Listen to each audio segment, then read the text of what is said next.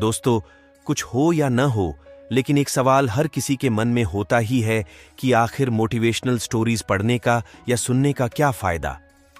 लेकिन इसका सीधा सीधा जवाब है कि अगर आप मोटिवेशनल स्टोरी पढ़ते हैं या सुनते हैं तो आपको कुछ न कुछ नया सीखने को मिलता है और आपको दूसरों की कहानियों से ये जान पाते हैं कि ऐसी कौन सी गलतियां हैं जो और लोगों ने की हैं और आपको वो गलतियां नहीं करनी हैं।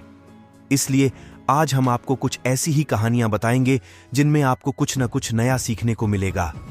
मेरे प्रिय दोस्तों, यह एक मोटिवेशनल स्टोरी है जो एक संत की है जो प्रवचन देने के लिए एक नगर से दूसरे नगर जाया करते थे। उनकी खुद की कोई कुटिया नहीं थी। वह सदैव एक जगह से दूसरी जगह जाया करते, प्रवचन करते और जो भी भिक्षा मिलती उसी से पेट भरते। जीवन में और ज्यादा की कोई इच्छा नहीं थी। एक बार की बात है, उनके पास एक आदमी आता है और बोलता है कि आप प्रवचन करने जगह जगह जाते हो। इस नगर के राजा बहुत ही दानवीर हैं। क्यों ना आप उनसे कुछ जमीन ले लेते और वहीं अपनी कुटिया बना लेते और एक जगह बैठकर प्रवचन करते। संत को यह बात अच्छी लगती है। वह दूसरे दिन सुबह सुबह राजा के दरबार में पहुंच जाते हैं। वह जाते तो सुबह हैं, लेकिन उनसे पहले कई सारे लोग दान लेने के लिए पहुंचे रहते हैं। सभी को दान देने के बाद जब संत का नंबर आता है तो राजा ने इनसे भी पूछा कि बाबा, आपको क्या चाहिए? संत ने उत्तर दिया, मुझे अपनी कुटिया बनाने के लिए और प्रवचन करने के लिए आपके राज्य में कुछ जमीन चाहिए।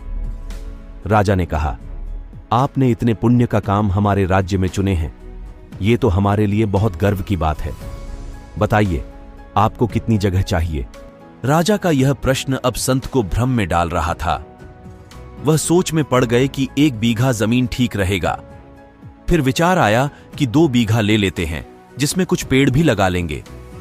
बस यही सब सोच रहे थे कि राजा ने फिर पूछ लिया कि महात्मन, आपको कितनी जमीन चाहिए? संत अब भी कुछ नहीं बोल पा रहे थे। फिर राजा ने कहा, वह जो मैदान है उसके एक सिरे से चलकर शाम तक आप जितने भी दूर चलेंगे वह सारी जमीन आपकी हो जाएगी। फिर राजा की यह बात सुनकर बिना देर किए संत तुरंत रास्ता नापने के लिए निकल गए। इधर राजा ने अपने कुछ सिपाहियों को भी लगा दिया कि रास्ते में जब बाबा को भूख प्यास वगैरह लगेगी तब खाना और पानी दे देना। अब संत चले जा रहे हैं। थोड़ी दूर चलने के बाद सिपाहियों ने पूछा, बाबा थोड़ा आराम कर लीजिए, पानी पी लीजिए। लेकिन उन्होंने कुछ भी खाने पीने से मना कर दिया। फिर बाबा दौड़ते चले जा रहे थे कि रास्ते में उन्हें झील दिखी।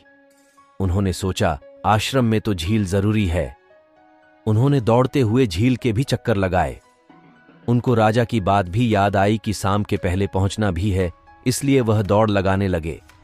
शाम होने से पहले वह अपना रास्ता कब्र कर तो लिए थे, लेकिन पहुंचते पहुंचते वह गिर पड़े और वह ऐसे गिरे कि फिर कभी उठ नहीं सके, क्योंकि महात्मा जी मर चुके थे। तो मेरे प्रिय मित्रों, यह कहानी उन संत के साथ साथ हम सब की भी है कि हम सब और चाहिए कि लालसा के पीछे भाग रहे हैं।